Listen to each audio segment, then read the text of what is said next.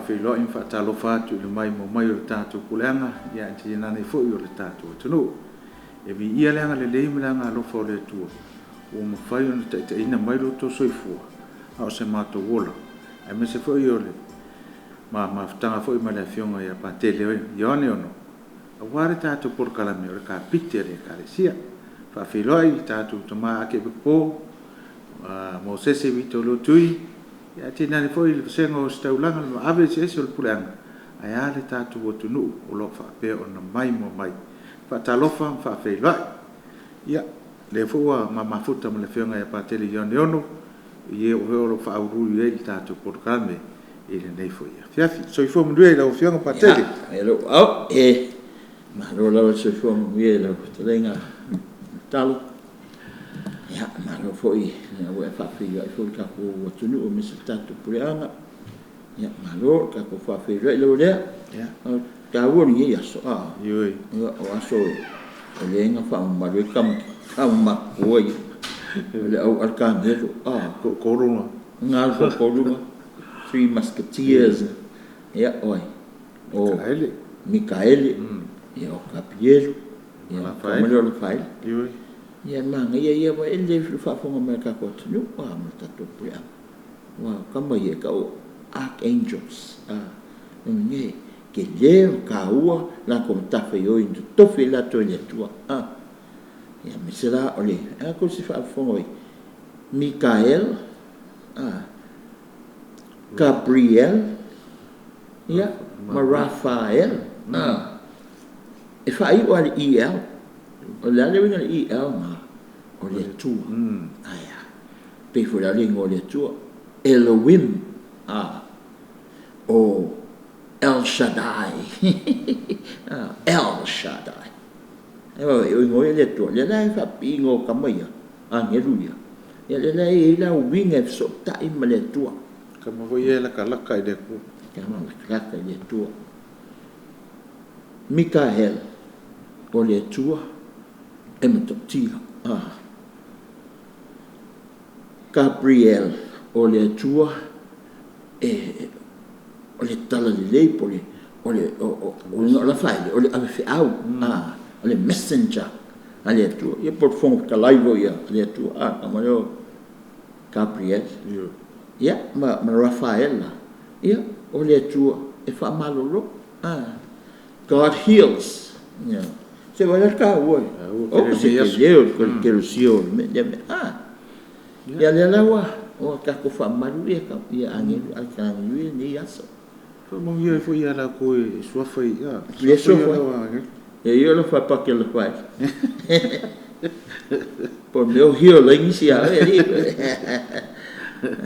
ya Kapite Mikael ko ke le Mikael ke le Mikael ya ka wanga ngiaso yo ka wanga ngiaso e foi la fa anga ka ko kalwe yo ta po kalame se talo fa mo Patele ya so fa te male alo le ngang pa ia mene le to al matu tama pa ftai tele le me alo fa ma to le ne ya so I fo le ola ya mai se foi ia le au al kangelu mato patpatia le ni yasu pe ne to fa ia me to fia I lato me ngausia I lato lo lava foringa mo lo patus Arcangel Mikael Gabriel ya Rafael ya vero lato nau mo lato to tua mo o nanga I lau fio ya fai fo infata tenga ya mato pe ne ngausia lato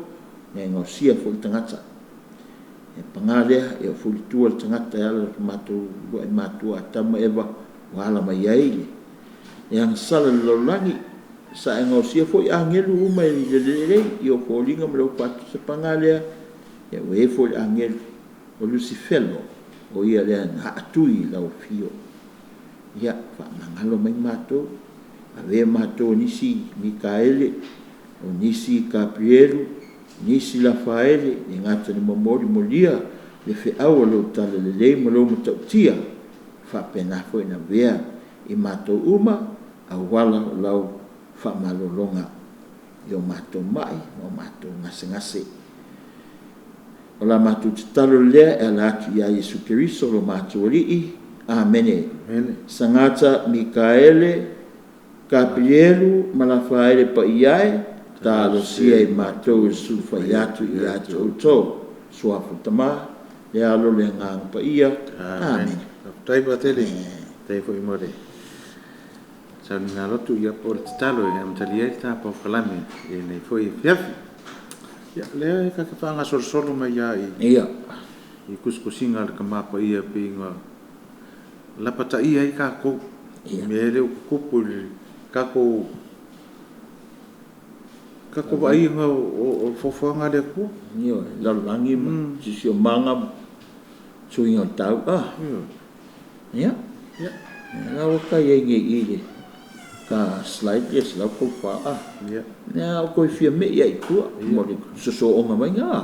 Peo ile ngā ngata mai ai. Ala fai.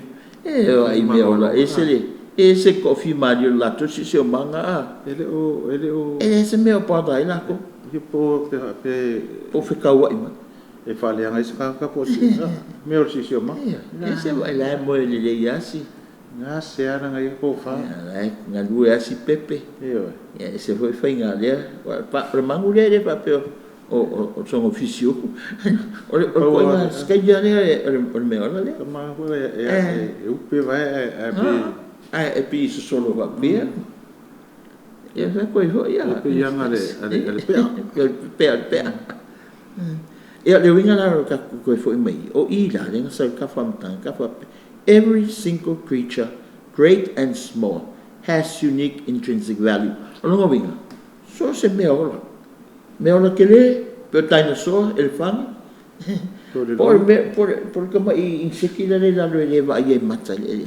E ta ua uma le silfanga le tua. Ai sia, nanga i e lato wai, lato ta ua. Nga ku e le tua, they have value, intrinsic value, e unique ia la ko. E le mo e kia u, ia le leio, mea le leio ma values o le pendala. E le mo ia ka ua, mea la ka ua ia inseki mai mangula iki. Ia wa, e weng ka wham kai si wa so ni so ka wham tang. Ni si wa fikari ki ere i mo me pi ia. E o pi sa la ve vo ma me o butterfly. Wa e alu le sila au, wa ku le sila la me le fai. La pollinate. La fa fiu sua i. Me ola ngi. Ia la au ma fertilize ai ma koe kukupa me sila au. Ia ngai kangaka. Ale ai la me an mangu ia. Em fai ka koe fai me. Ia.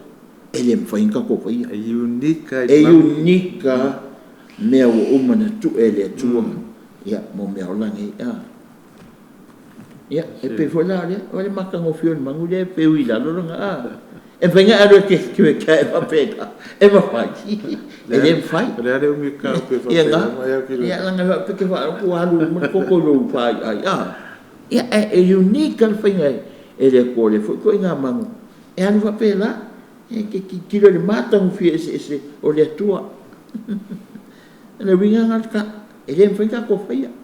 Melhor pollination né, mo pi, mo meu afo meu o kamare u e ku ule nengi lang meri io e wa ngai meu la e mangai mangu meu e le na au le la ala nga me fa pollination e lem fo ye ka ko lem fo ye ka ko e wa fa ye pollination la e o ne que fiu e pe la está ua que le tua. Porque le el meola, por le kiki meola, está ua ma le tua. Lango met, e fai de hani le. Ia, o paunga mereka ke o ngei fai mai, ka ko fai mai hani o ngai meola. Ia, ka ke, sometimes ka ke, ia, ke mangkua mako, o ke misai aso, e pe mako e sasar kongo patele le mo. Kauro se, ni fai nga pi, o ka skei. E mai, come pensi? Fai me se afeu la ma. E ngai mura ia le. E feu lo. E pisi. Fai ala ui ma ko mo feli le solo ngai me ko ulu si la lu. Bepele. E nga so ye le me so kam. Awa so rangi ha mo le ko fe nga me. Fa sao ngai pi. Fa sao pi because they have unique value. Wa arwa ku ro pepe ngai me extinct le ko fiola mai lo langi. We lost a very valuable asset to society and to the world. All creatures are moving forward with us and through us towards a common point of arrival, which is God. Now, creatures umalangi lekan wa ko ma o multa. Eka e fa mo mo e le ka ke malanga uma. E ka sanga ngi e la makan fa u kwale.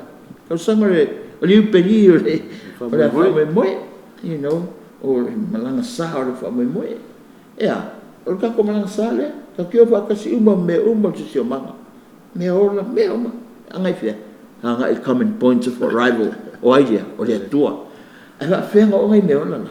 Ka ko e fa nga o me ola. Now ka ko nga mai. Because we are ka ko o mo creatures, like all creatures, we creatures o ka ko. Au ka ko da, e ma fo fau, ma le poto fa pitoa na mai le tua. Ka ia uma le creation towards God. Ye unique foi la ya ka ko ka le me. Ka ko kiu ke na nga. Wa ngai me ola. E se foi ngai le tua. Ni la ko ma pe la usanga lo sa dio ya lo la. Ka ko lo mai le tua me ana fatau le. Ka ia uma the whole of creation, all creatures moving forward towards God. Me ala nga fa mo mori. Ya ta wo yo fo ka ko la sin ka wo mo ka ko fa mo mo e me ola ia. E ko e fo i le li. En ka ko mai la ia stewardship or communion or family model. Ma fo sia. Ya o man me ka kan ko. E ese mala ese o creation mala ese ka ko. We are all creatures. Esse ka kom ta foi, but ngau si tato ele tua in a special way. Ka yo ma. Ela ka ko mai I stewardship. Pole tato o tau si mea. Ole fofuanga. We are communion. Ka ko le community. Mai o sami me uma. We are family. See, upui mai stewardship, communion, family. We are kakole hainga. Hainga fa kasi uma me uma lona. Fa la lai. Ye ke ka fa pe me ruai. Ke de so vai ko me ko kingo. Me to tino tato. O maunga, o vai, o sami oi ala yai, o amu me uma kako. Kako ke puti kako keu lele your faleanga. Ma força, because we are the image of God. We are imago Dei, or the image of God. So we must therefore be caretakers of the earth, our common home. Kakulanga, kakufalanginga ya multalo. O caretakers.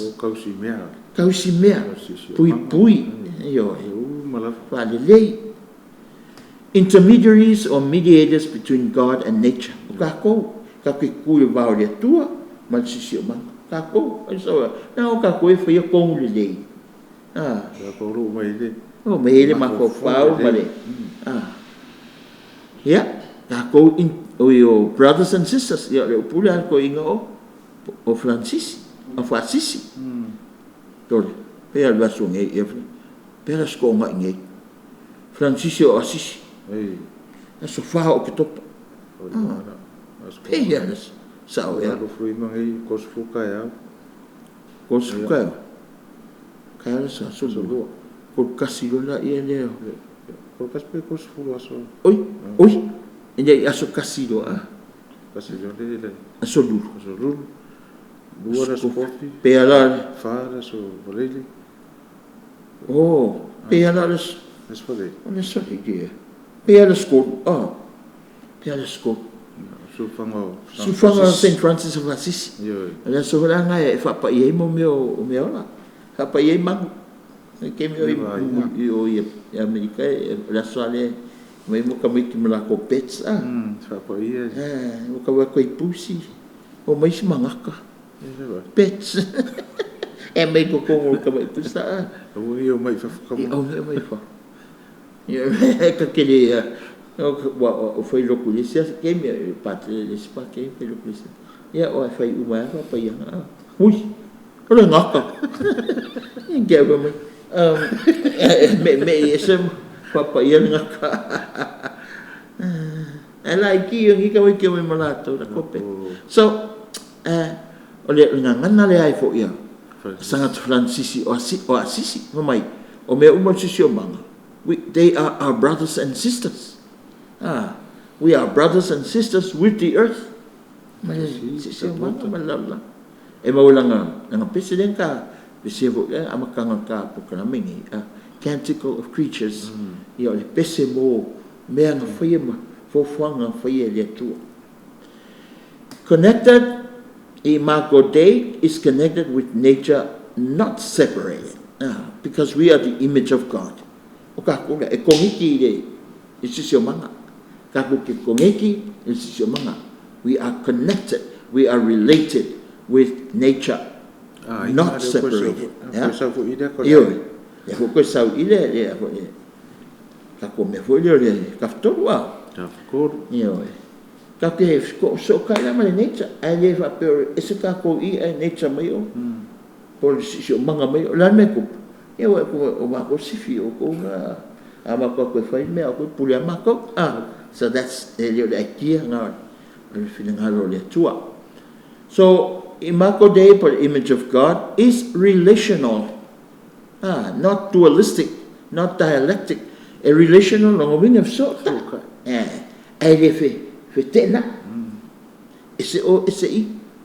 It is mutual, the same thing. Not hierarchical. Longobin. Ini vai ngo ko sifi raiki no. Ko maka ko palmea ko Kiuke e ka weta tō tangata ole. Puti mawa aifa lele. We are stewards of creation. So we look after. Therefore, we embrace unity in diversity. Unity in diversity. Tasi fe lanu lanwa.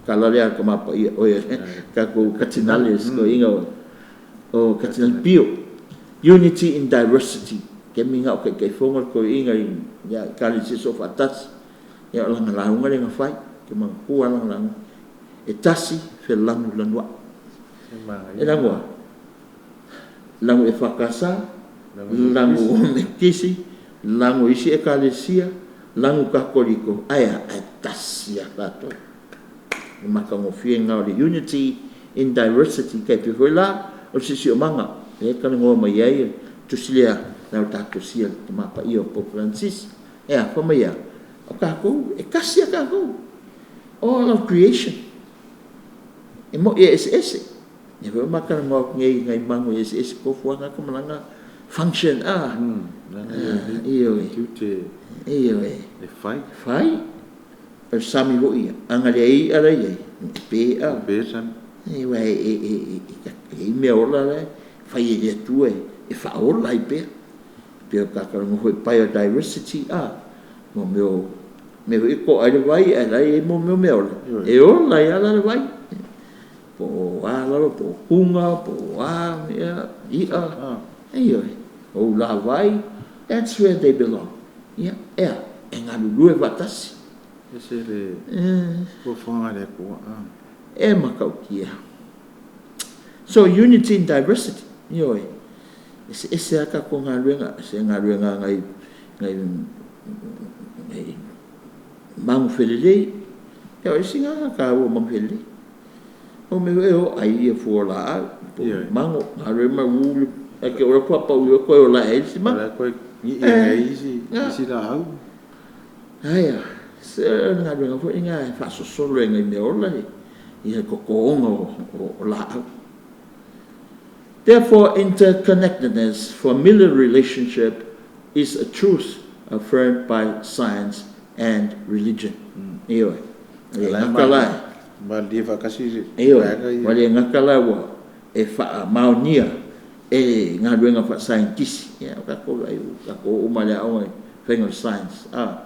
le ngaka fa ma nge la ko le so ka yo me umange mo wai le ola fata ya fa pena ko dai e ka ko fa tutua fa ke siamo me se tato ko fa tutua fa le lotu pe o me ela kuska ya le tama pa so ese ka wo ni chat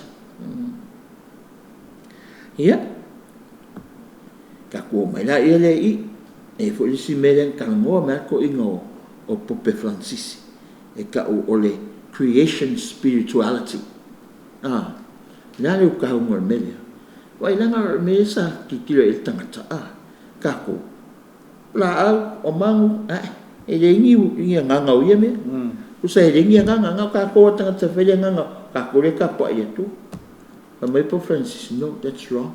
For the spiritual. For the spirituality o meu. Yes. Spirituality o la au. Ma força. Que vou pe me se to pa que. Oi, nganga o meu la. Why? Ole spirituality. Ole sio manga na kupu mai le me. O meu ma nga fai ele tua. God is God, and God is spirit. Ke ka ko longi ale ko ingo liutina tangata le tua le ya Yesu. Ele ka ko ai o binga yo le tua le so Yesu fa lo me atato. But before that, sa ele ko o spirit. Ole tua ole nganga e ke me le Yesu ngingo ya mai ya Yesu. Ya na ero Yesu, ya we fo la ma ngang pa ia. Sa ko si sa fe fio le nganga o le tua inga wa fo ele kua yang fe mai o mai tato it's a plural tato ia o ko mama o le akali eli Yesu ia mo le ngang pai i winga le fanga mo se Yesu o mai tato fawa le la lan tato fawa fo tangata i lo tato fo ringo tato fatus makalole o kala kene se to ngwele o mai ele yese me before anything there was nothing game se messiah not a chaos ya ma le vacuum it's like mist efemia o mai esa fe afioga le nganga o le tua ele fongatai in the midst, the chaotic dimension there, or I don't want to call it language,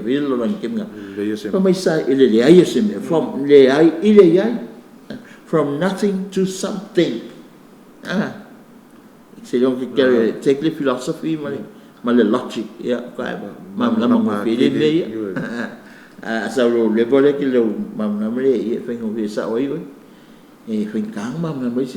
from nothing to something. Therefore,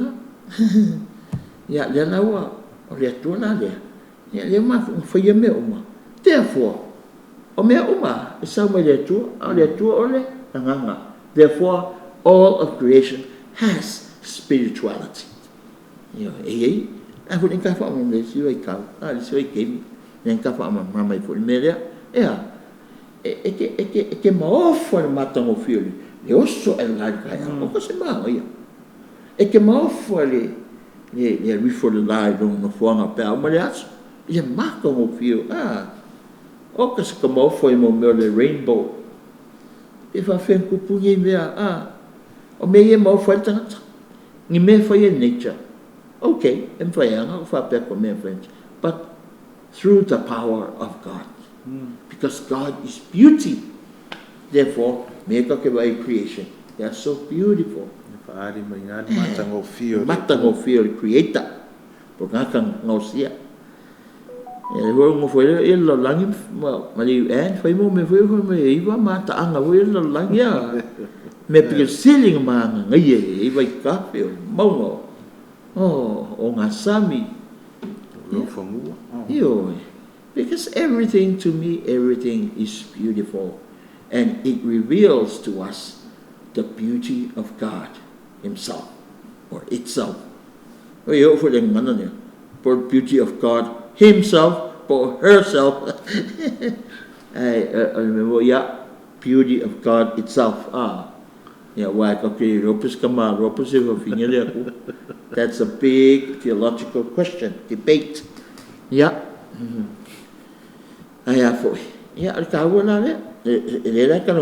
Francis, the creation spirituality. Spirituality,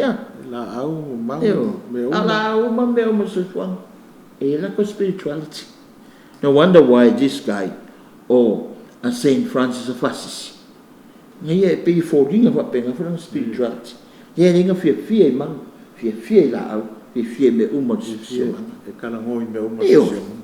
it's like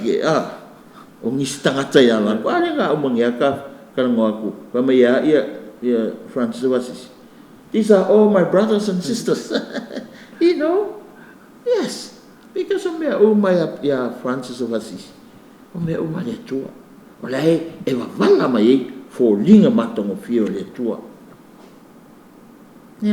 My God is all powerful and creator of all. Yes, we already made that statement bold. Not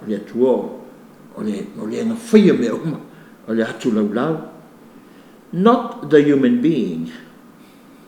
God is all powerful and creator of all, not the human being.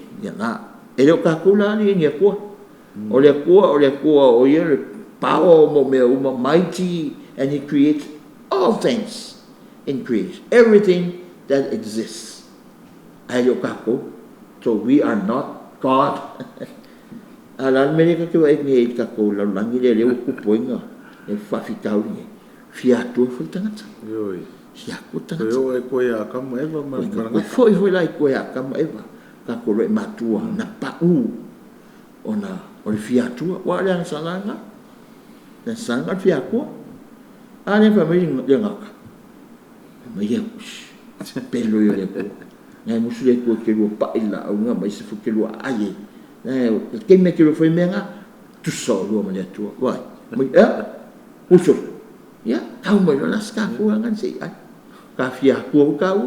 You see, that's the downfall for your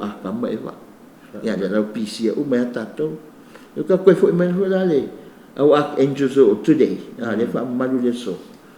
We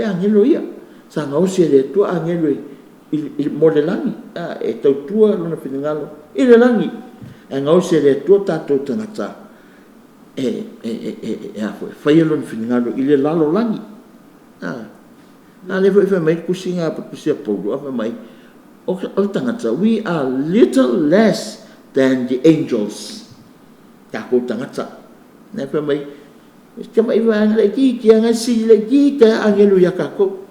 Otherwise, Saint Paul Ekalesia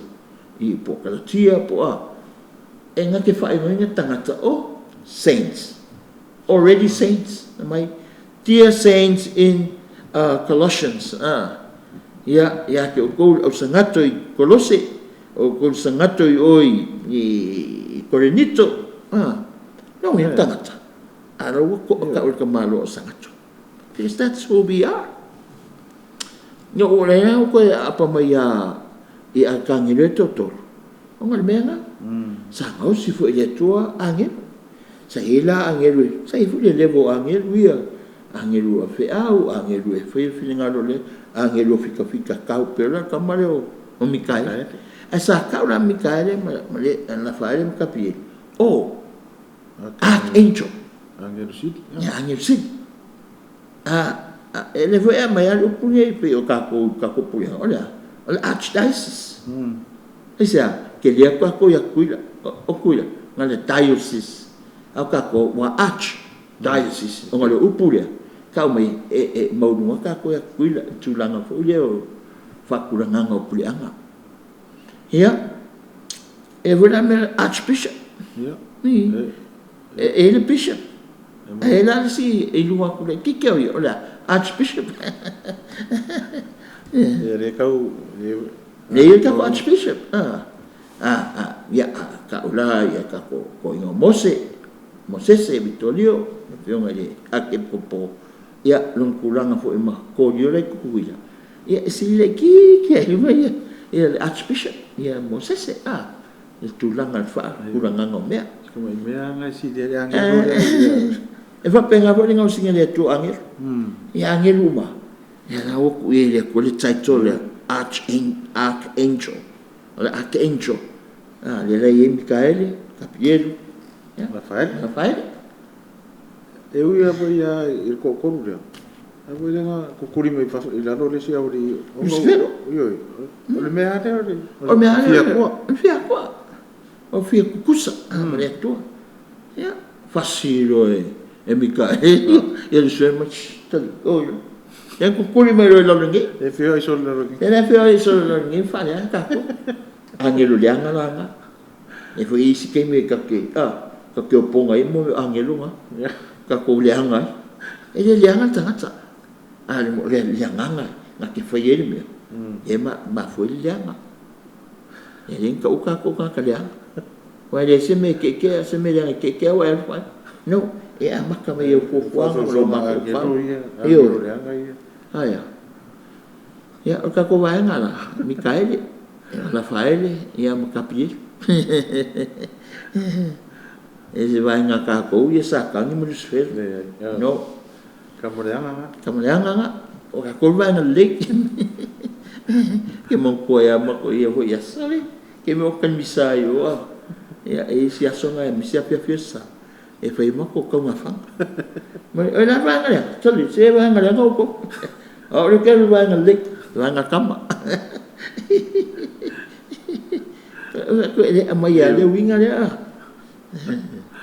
e ka kaleanga e ka kale ya ale o ka kuma na me no nothing is bad le uma men foi le tu abre foi le tu lolo si la ko me uma ngang foi o le fai lo ma tamba eva o ngol tangata le si la ko a kama o matua le very good ko ir matua nga yo matua le man ko fa al tama tatu tama le tu ya o me ale la o lai a kama eva o le matua le ya mangai me o la upa ye le uma ai mo wa maka mai ya matua le anga matua le anga wa fa longo ye musunga le anga ale ngaka ya fa longo le ole ivo ma la yo ye ivo ya fa ko le tu asia na vo la fia ko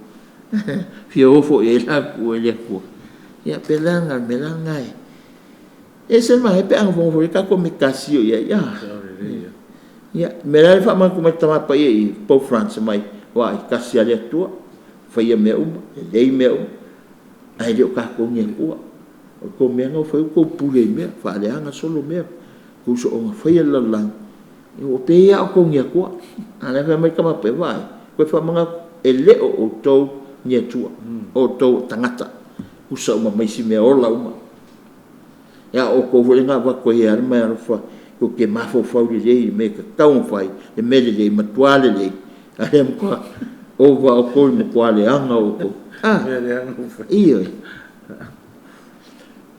so Pope Francis speaks that everything is interconnected between God, human being, earth, Allah. Ka whakolu ala au ngi ngalo. O lai pui mai mea, ma ka koe ole li matang o fio le tua. Ya pia interconnect uma mea uma. That all species, lesi upunga po creatures, human species, non-human species, inanimate species, have intrinsic value in God's eyes. What is sila le tua? Human, kako, kako value. We have value. We have dignity. In God's eyes, e meio a foi o foi non-human. Non-human não é meu. Ele é human. Ele está ngatale. No, he is an animal. Ore moa, ore povi, so moa o mamela. Yeah, or non-human creatures or non-human species. Inanimate species. Ya, for inanimate creatures, ya o ko nga menga e ma ala ma ele o la fo nga le e ke le la ko nga Ma whenga whauwhare pere ingi ma. Ia, o la au. Ia, la au fo ie. It's sometimes we can call our creatures because they live. E ola mea ma fua mai. Like spirit, you know. They have spirituality because o la ko ma whaia fo elia tua. Yeah, in God's eyes, everything, therefore, has intrinsic value. E long taua, so se mea. E ui ara fo i whamkara mai ko ingat kusia. E ke mantua le spasinga le ere. O isi mea ola, isi ngai inseki. E whangau ngai, e oki ngā ngai. Ma whae, pisi kama lifespan ana awele atua. O ka kou i o fie, fiku suru, wasu, iwa suru. Ia, o ka haka piko silia, pia, ele fa pero fo ele atua, o fa kedere o kausang. Pa wale level, na tangata man ko angai kausiang mea ai. O ai ka sela kausang. Ia o ka ko ke me pe fiku suru, ia walu le si wa suru, wa makanga o. O sia o la ki a. Yo. Ia ka malanga e pe ia le po le atu, e fa ia le. E makua fa e mako. Yes. So, polan ko inga, ia ora ngai me ora ai ko krengo ko ia. Kusape ngal whangawang ngai kai au, a ko ki nga ngele fiafi. They still have intrinsic value. Ia alonga value. Iyo kusape ngal lua sukula alonga value. Ia alonga value nga whaere tu. Ia nga ko e kere ko ia. Ia o isi pe kai lua vai aso. E pe fulan mera kai whau. Wa le fa mai a se fulu ko sangal kai whau. O ki kia se lau kausanga i kurang whatangata pia compare ia le soifua me ola le o le kai whau maung kausanga iwa ia ka ko su kausanga le ka mo kam ki kemi piko sili ia su kausanga le kai whau a makanga pe umakua fa meisu ui umakua si man ia su kol su fasu lima o makua ale winga nga fa amando o soifuanga lako soifuanga fa man ele umikesa ko kai se lifespan na tu ele tua ya pe pa ke ya a si la mai ko ele faingo me ka ko faingo me yo ka ko ai ku ye abuse yo sa ko fa kai ka ko ma pa ia ko kalangoa mai me ka ungi ia vai la le kalangoa mai el tama pa ia onga sila le ko me ola uma longa value ma fule ki o fula ka le to fai o inga fai ngi me ola o le to lo fai nga me nga fai o nga ngi ka o wa ko le news ko i le news la langia ya ka wa fula o mo me ka me la ka o ko la si me pi pakul ku ai abuse o le ngule o fo yo i o inkia o le mo ngai inkia nga fai ka kai ko ruanga ka na fa ngo fi fa le ngan me o fa me wala ku si me o fa lo i la fa mo me la me ko me o po sanga po angi me ya ve fa ngo fi ka ngo si me ai lo ngale ya ngole ile abuse me o o attack ya o le si me mai attack o le plesa le news o fai ka o ko inga ba ko fa nga sa mo nga song ye si me palasi si me wa ku lo ma la wali i ka pingi vai o si me o ka pe si me o mga pi fa kinga ina fa polonga me mga e se me e ka pe bo ka nga fa polonga ya nga ko ya nga ya ma so mai ko pingi ma vai nga la me o ya fa me mai la ia le o ai fo yo ai o mai ka wingi sa ka vili le veterinarian le fo mai mang nga ko ya nga mai la ia le ki kilo wow ya ai o fai me ka ke wai ya ke la me le fai umai na o ma ka ke ya o ma va polonga ya ma si me ko fai vai au ko fe lo yo ku la fa ko aka. Ia mai lo le io ka io le si manga o meo. O mai kikiro ko. O mai lo ave lo le me ia fai. Sa fai ka ko ngasi me. E mai tole o dokta ko lima pe ko ongo dokta so pai.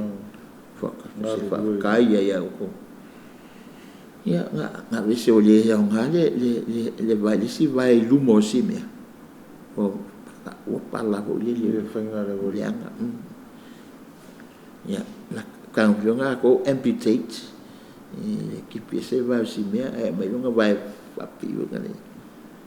Mai la ufio lo manguia o makanga. Koi kilo mai makasi me. O ape. O ka iso i ka. So koi nga me nga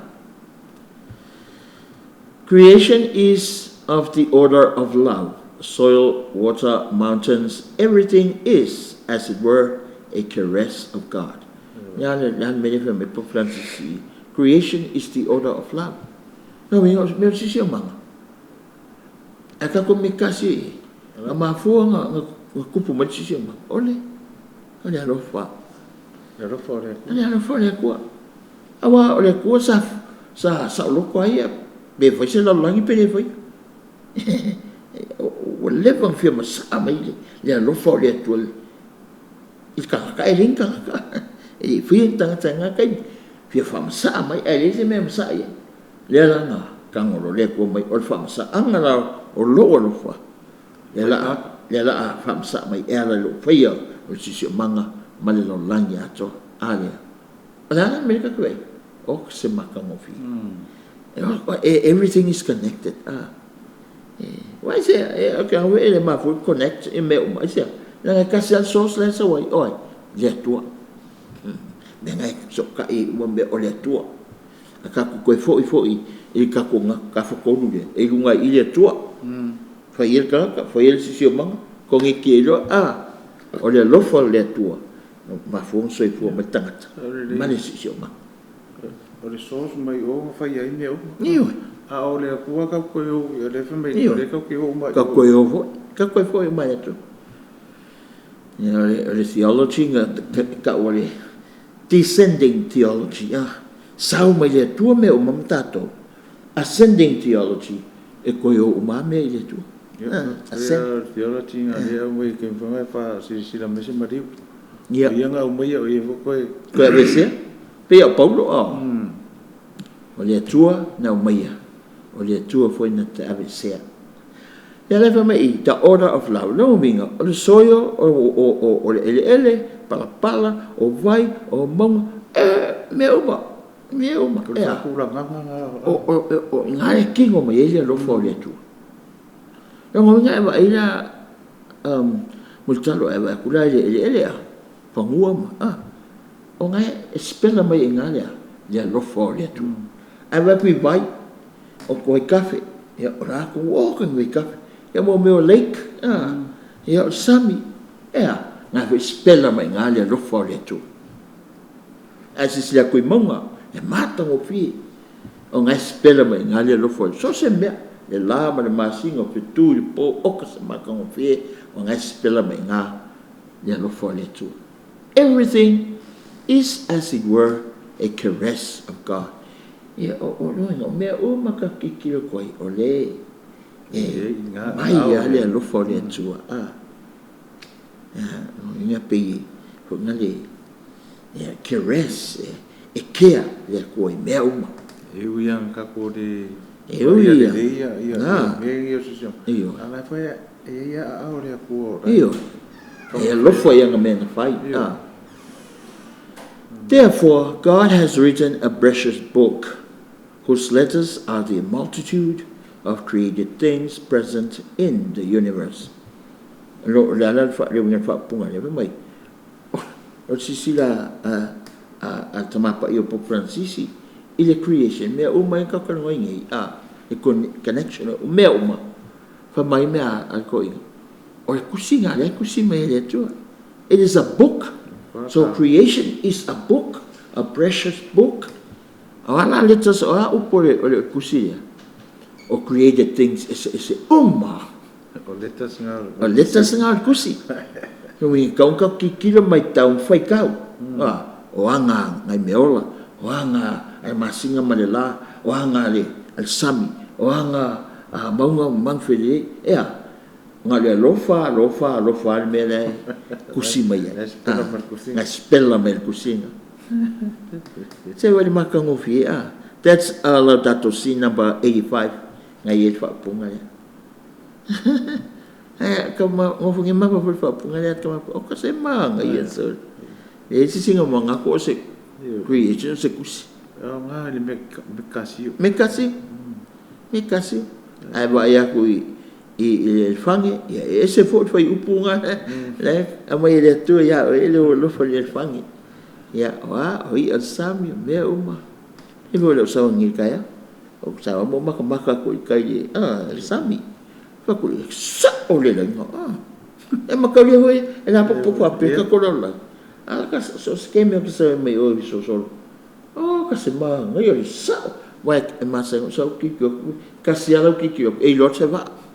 Que va kwa va ala pise lenga. Ala ro lunga. Ya mena a ki da ele se va. Me ki kasi o le lenga le. Eu fa me o fu vai lá nga fa ngai. Ai me fu vai. Me fa sekta ngai kai sam. Sui. Kukulesa. Ia faoro. Ala sekta kama kai. Ia wai ke mea ngi mo fu vai. Ia kangorona mai lau fu vai.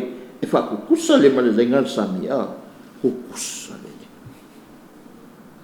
O se kama ile tu. Ela it's precious. I said kaua. Ela for my Canadian bishops. My nature is a constant source of wonder and awe, and a continuing revelation of the divine. O kan mga ito upulia au kangaka bishops sa kangaka maya ole na tulo mea posisio mga a constant winga o se mea fai tu mau ole maka ngo fie ya male kako fie i sisio mga e fai lo me kako via tu e kimuma ele kakele ma onga ka fie ai pe mata ngo fie sisio mga ole ala sisio mga reveal my divine. That's why creation spirituality is so important. Spirituality they have, because God speaks through the wonders of the earth, the wonders of creation. And I sang Roma. Makuskusi me foi mga oi. Very precious book.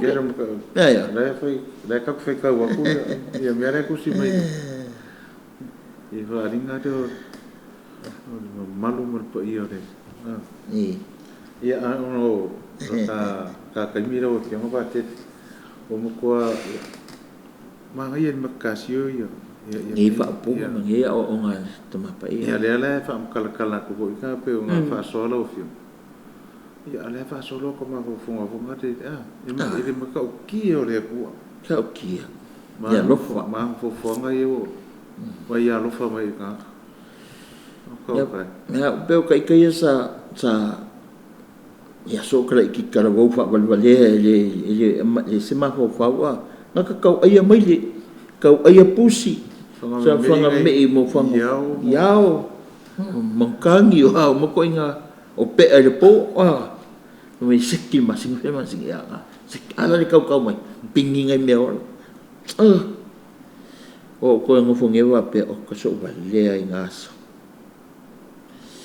esa o nea e va ko e misi me olo se mai de ko ngisis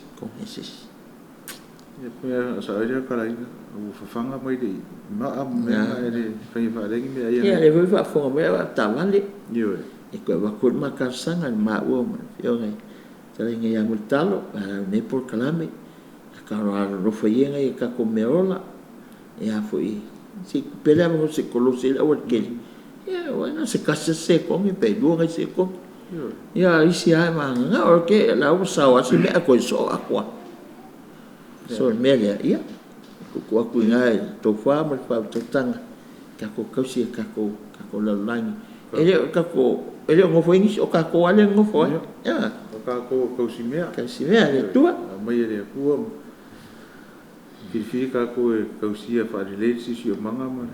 Ia ai. Ang fofanga nga mai ka ko peola soifu ai. Ia o ka kaimina o fionga Patele ka kere lava. Ole por kalame ne yaso. Ia ko pia noi. Mai ia. Ia. Talo o mor. Ia so fa tamale alo le ngang pa ia amene. Arcangelo Micaele Capieru Rafaele talo sia i matou ya te o tou ya tuar matu tama pa tai o me alo fela i Arcangelo pa ia matu fa malu ni yas ya Ekalesia wao ya awina mai au Arcangelo so soani i matou lo tele tau pele tau o malfili pe ona foi Micaele ya ve foi matou ni me whainga runga watu ai lo malosi o matou stangata pe o Kapite ma watu tala le mal tala fia ia we foi matou tangata vai ia wala tuai lo fa malo longa i so tangata pe o whaia e Arcangelo Rafaele la matou talo ma le lenga le ne ono keriso lo matou wali amen so afa tamale al ya ngang pa ia amen tai lo fionga mo talo fa mai ta por klame Kapite le Ekalesia e whaftai fo ile angre le mai am tanga lenga malo le tanga lenga soifo malo loina i o le utos ia e ale kompania le well un faina au ina tu nei por kala mo mai ai tato tunu ia fa nga ka kau fa nga ma le lo fo ka ko si mea no fo nga fili ka ko le kua ka ko sia ia le dei me o mga ia fo ai mai mo tato al ka ko klame nga mo ngi fiaf se si fa ko ponga le so sau al temdei me fionga ya Patele Ioane ia mlo tangata ni tele le fiafi fa soi foi